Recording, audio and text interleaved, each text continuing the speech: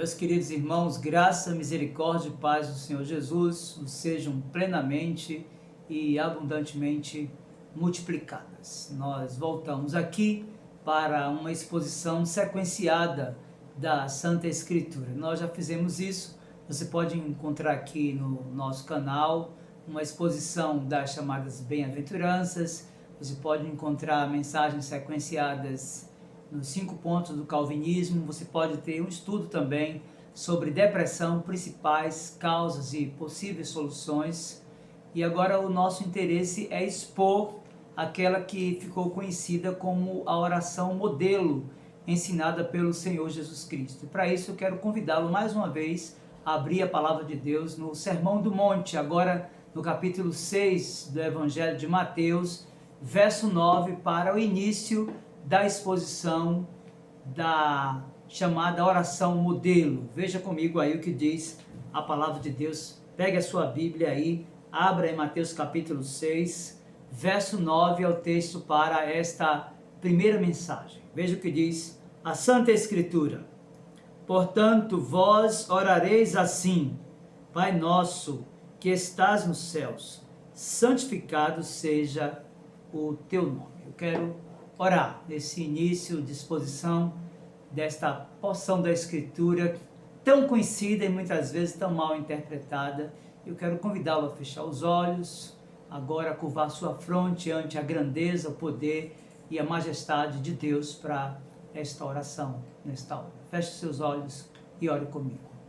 Meu Senhor, em nome de Jesus, teu Filho bendito e amado, mais uma vez nós nos debruçamos sobre a tua palavra, porque queremos aprendê-la e queremos vivê-la intensamente, meu Senhor, mas somos limitados, tanto para interpretá-la, quanto para vivê-la plenamente, e carecemos da ação benfazeja e poderosa do Teu Espírito.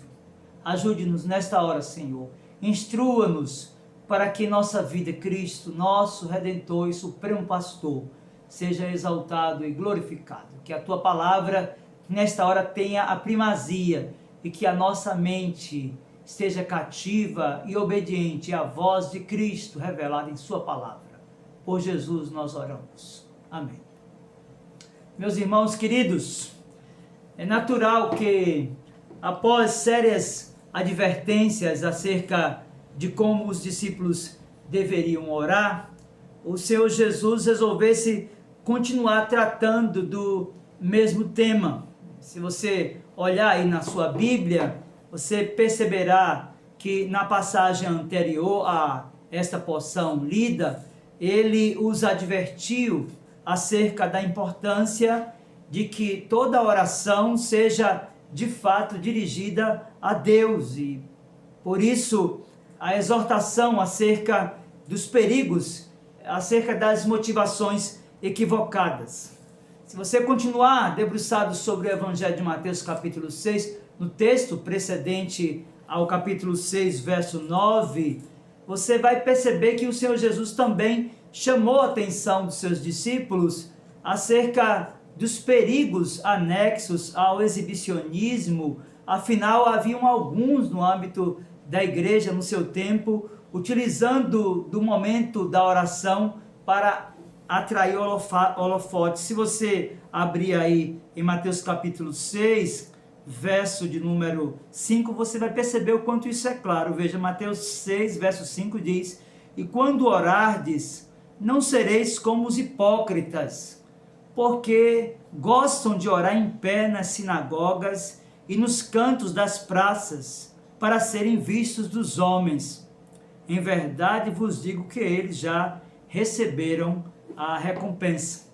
Você vai perceber também no texto precedente, aquele que eu li há pouco, que o Senhor Jesus havia falado sobre a necessidade de precisão e objetividade na oração, sem contudo desprezar a importância de permanecer na presença de Deus. Verso 6 de Mateus capítulo 6, ele disse: Tu, porém, quando orares, entra no teu quarto e fecha a tua porta, e orarás a teu pai que está em secreto, e teu pai que vê em secreto te recompensará. Verso 7, então ele diz: e orando, não useis de vãs repetições como os gentios, porque presumem que pelo seu muito falar serão ouvidos. Perceba ainda, meu irmão e amigo, que o Senhor Jesus também falou sobre o valor do aperfeiçoamento da intimidade com Deus através da oração secreta, aquela realizada fora da vista dos homens, aquela que é de fato realizada em secreto. E por fim, o mestre sinalizou a necessidade de que confiassem na providência de Deus quando lhes falou. Veja agora Mateus capítulo 6, verso 8, o Senhor Jesus chamou a atenção dos seus discípulos dizendo assim: não vos assemelheis, pois, a eles, porque Deus, o vosso Pai, sabe o de que tendes necessidade antes que lhe peçais. Meus irmãos e amigos, o texto que é objeto desta primeira exposição, a exposição da oração modelo, é comumente mal interpretado por parte significativa de cristãos de muitos ramos e podemos dizer de muitos lugares. O Senhor Jesus inicia aqui em Mateus capítulo 6, verso 9, a sua prédica com a seguinte afirmação: veja, portanto, vós orareis assim. Meus irmãos, segundo William Hendrickson, esta expressão assim ou desta forma é usada exatamente pelo Senhor Jesus, considerando nesta oração modelo a forma pela qual ele está estabelecendo um parâmetro para as nossas devoções. O Senhor Jesus aqui está utilizando dessa oração não como uma forma de repetição, mas como um modelo a ser seguido. Suas características devem também marcar as nossas orações. Os teólogos de Westminster, eles definiram a oração, meu querido irmão e amigo, como um oferecimento dos nossos desejos a Deus, em nome de Cristo, com o auxílio do Espírito Santo, com a confissão dos nossos pecados e o grato reconhecimento das ternas misericórdias do Senhor Jesus. De fato, meu irmão, o conceito de oração definido pelos padrões de fé da Igreja Presbiteriana do Brasil colide frontalmente com a prática da Igreja Romana, que utiliza a oração dominical de forma decorada, repetitiva, para alcançar os favores divinos, entendendo que o exercício repetitivo do modelo apresentado pelo Senhor Jesus de oração os conduzirá a êxito. Contudo, meus queridos irmãos, nós precisamos de compreender que o Senhor Jesus está expondo aqui um modelo a ser seguido e não uma repetição a ser feita. Para Alexander Archibald Hodge, a oração deve ser aceitável quando é essencial que o coração do adorador permaneça num estado próprio e que sua oração seja oferecida em reverência à majestade e perfeições morais de Deus. Ele afirma ainda que esta oração deve ser permeada de humildade por causa de nossa culpa e corrupção, de submissão à vontade revelada de Deus, de confiança em sua capacidade e disposição em socorrer-nos e em sua graça pactual. Ele afirma ainda que esta oração, ela deve ser a inteligente apreensão das relações que sustentamos, da natureza do ministério do qual estamos engajados e do tema de nossas orações e objetos de petição.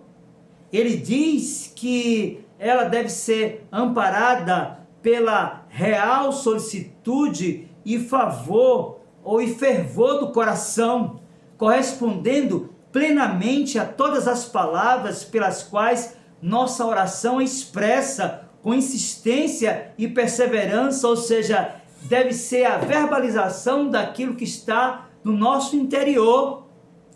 Após a indicação de como seus discípulos deveriam orar, você pode perceber pela revelação de Mateus capítulo 6, verso 9. O Senhor Jesus continua a instrução agora nos seguintes termos: veja, Pai nosso que estás nos céus. Meus queridos irmãos, a pergunta 179 do Catecismo Maior de Westminster é a seguinte, veja, ela tem relação estreita com aquilo que Mateus capítulo 6, verso 9 nos ensina. Devemos orar somente a Deus? Veja a resposta a essa pergunta. Somente Deus é capaz de esquadrinhar as orações, atender às petições, perdoar pecados e tornar real os desejos de todos.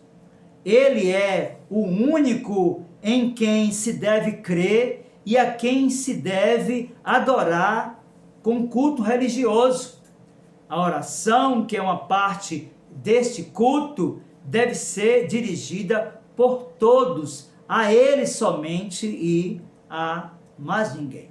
Meus queridos irmãos, Johannes Gerhardus Voss, na busca de provar que toda oração deve ser dirigida somente a Deus, afirmou que somente Deus é onisciente, portanto, somente Deus tem o poder de esquadrinhar e conhecer o coração dos homens. Somente Deus é onipotente, portanto, somente Deus tem o poder de ouvir as orações de suas criaturas em qualquer lugar onde estejam. Além da questão de poder responder às orações, somente Deus pode, certa e seguramente, ouvir as nossas orações, discernir os nossos desejos dos nossos corações e entender quais sejam as nossas reais necessidades. Portanto, meu irmão, é lógico que há pouca ou quase nenhuma divergência no âmbito do cristianismo quanto ao fato de que as orações dos fiéis devem ser dirigidas somente a Deus. O problema, contudo, gira em torno dos mediadores. A Igreja de Roma considera Cristo de fato como mediador entre Deus e os homens, mas extrapola isso e reputa a Maria, aos santos e os próprios anjos como mediadores entre nós e o próprio Deus. A Bíblia, contudo, meu querido irmão e amigo, nos ensina o que segue. Veja o que é que diz a Escritura na primeira epístola de Paulo a Timóteo, capítulo 2, verso do 3 até o 6. Porquanto há um só mediador entre Deus e os homens, Cristo Jesus, homem, o qual a si mesmo se deu em resgate por todos, testemunho que se deve prestar em tempos oportunos.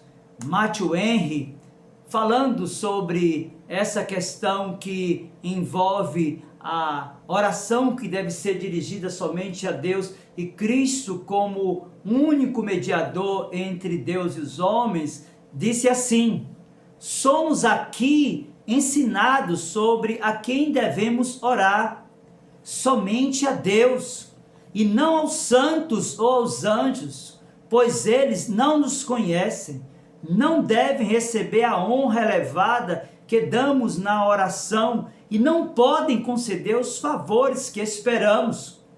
Somos ensinados sobre como devemos nos dirigir a Deus e que título podemos lhe atribuir. ele é efetivamente, segundo aquilo que afirma Matthew Henry, o bom e magnífico. Porém, devemos nos lembrar de que é a sua bondade que faz com que possamos nos aproximar do trono da sua graça com ousadia. Primeiro, devemos nos dirigir a Deus como o nosso Pai e devemos chamá-lo assim. Ele é o Pai de toda a humanidade pela criação. Isso é fato no registro de Atos, capítulo 17, verso 28. Ele é o Pai de um modo especial para os santos, ou seja, para os crentes, pela adoção e pela regeneração. Você pode encontrar essa verdade no registro de Efésios, capítulo 1, versículo 5. E este é, meu querido irmão, um privilégio indescritível, que pertencem àqueles que se relacionam com Deus por meio de Jesus Cristo somente. Portanto, devemos nos dirigir a Deus como nosso Pai que está nos céus, tanto no céu como em qualquer outro lugar, porque o céu não pode contê-lo. Assim no céu como em outros lugares, para manifestar a sua glória, porque é o seu trono, como disse o salmista no Salmo 103, verso 19. E este é para os crentes um trono da graça. Para lá devemos dirigir as nossas orações, porque Cristo é o nosso mediador e agora está no céu, à destra de Deus, e intercede por mim e por você. Mas por fim, meus queridos irmãos e amigos, o texto ainda nos afirma, Mateus capítulo 6, verso 9. Pai nosso que está nos céus, santificado seja o teu nome. Muito bem, nosso desafio aqui é compreender o que o Senhor Jesus desejou ensinar com essa expressão, santificado seja o teu nome. Para o teólogo William Barclay, a palavra que se traduz santificado pertence a um verbo grego relacionado com o adjetivo hagios do grego, no mesmo idioma, e que significa tratar uma pessoa ou uma coisa como santa. Mas o significado fundamental de santo é diferente ou separado. Uma coisa santa é diferente de outras coisas. A pessoa santa é a que está separada do resto dos seus semelhantes. Por isso, um templo é santo por ser diferente de outros edifícios. O altar é santo porque existe para um propósito diferente de outras coisas comuns. O dia do Senhor, por exemplo, é santo porque é diferente de outros dias. Um sacerdote é santo porque está separado de outros homens, meus queridos irmãos. Portanto, esta petição significa que o nome de Deus seja tratado de maneira diferente de todos os outros nomes, que ele seja dada uma posição absolutamente única entre todos os homens. Eu não sei se você percebe, mas o princípio inerente, embutido aqui nessa primeira sentença da oração do Pai Nosso, Mateus capítulo 6, verso de número 9, tem uma relação estreita com o terceiro mandamento do Decálogo. Se você abrir aí a sua Bíblia, lá no livro do Êxodo, no capítulo 20, verso de número 7, você perceberá a relação estreita que há entre o terceiro mandamento e essa primeira sentença da oração modelo. Veja, Êxodo capítulo 20, verso 7, a palavra de Deus nos diz assim: não tomarás o nome do Senhor teu Deus em vão, porque o Senhor não terá por inocente o que tomar o seu nome em vão. Meus queridos, de fato, santificar o nome de Deus significa ter reverência por Ele. Por isso, reverenciar a Deus indica honrá-lo, indica glorificá-lo, indica exaltá-lo. santificado seja o teu nome, significa, pois, que aquele que foi introduzido à comunhão com este Pai, eternamente amante, agora convida a todos a compartilhar dessa experiência com Ele e exaltar este glorioso nome de Deus.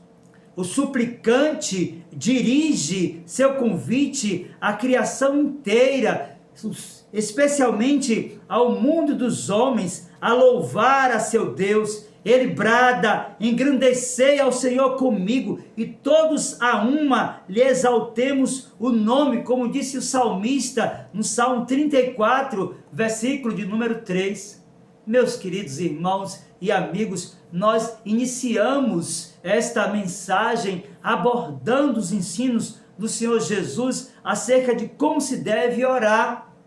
E isso a partir da interpretação que precede Mateus capítulo 6, versos do 1 até o 9. Lembre, nós lemos também desse mesmo capítulo os versos do 5 até o 8. Obviamente que do que vimos do texto nessa exposição, nós podemos extrair muitas lições. E a primeira delas é que esta é uma oração modelo com princípios a serem observados, e não é um roteiro, e não é uma fórmula mágica a que deve ser repetida. Portanto, esta mensagem, meu querido irmão e amigo, é para você que tem utilizado o expediente de repetir muitas vezes, achando que pela repetição você poderá convencer a Deus de suas necessidades. Abandone essa ideia de que você pode repetir muitas orações modelos, você pode repetir muito a oração do Pai Nosso, por exemplo, para convencer a Deus da sua necessidade. Você deve compreender que esta prática ela é antibíblica, você deve compreender que esta prática ela é ineficaz, você deve compreender que esta prática ela é pecaminosa. Lembre-se, oração é conversar com Deus por meio de Jesus Cristo. Mas em segundo lugar, nós devemos santificar o nome de Deus através desta oração. E santificar, lembre-se, é tratar com reverência aquilo que é sagrado. Em seu catecismo, Martinho Lutero, o grande reformador agostiniano, pergunta: como é santificado entre nós o nome de Deus? E a sua resposta é: perceba, quando tanto nossa vida como nossa doutrina são verdadeiramente cristãs. Quer dizer, quando nossas convicções intelectuais e nossas ações práticas são a expressão de uma submissão total à vontade de Deus. Por isso eu quero dizer para você: viva o Evangelho de tal forma que a sua vida seja uma fonte de inspiração para que o nome glorioso, bendito e poderoso de Deus seja exaltado e honrado entre todas as pessoas. Foi isso que Jesus quis ensinar quando disse: portanto, vós orareis assim: Pai nosso que estais nos céus, santificado seja o teu nome. Eu quero orar mais uma vez com você e por você no final dessa mensagem. Feche os seus olhos e ore comigo nesta hora. Meu Senhor, em nome de Jesus, teu Filho bendito e amado, nosso Redentor e Supremo Pastor, único mediador entre Deus e os homens. É por Ele, tão somente por Ele, único mediador, meu Senhor, estabelecido por Ti e por Tua palavra, que nos achegamos a Ti nesta hora, para Te bendizer o nome, por todas as lições que aprendemos nesta mensagem acerca da oração. Que elas sejam guardadas em nosso coração, para que Cristo, nosso Senhor, Redentor e bendito Salvador, seja exaltado hoje e na eternidade. Em nome dele, em nome de Jesus, nós oramos. Amém.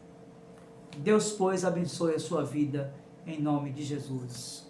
Amém.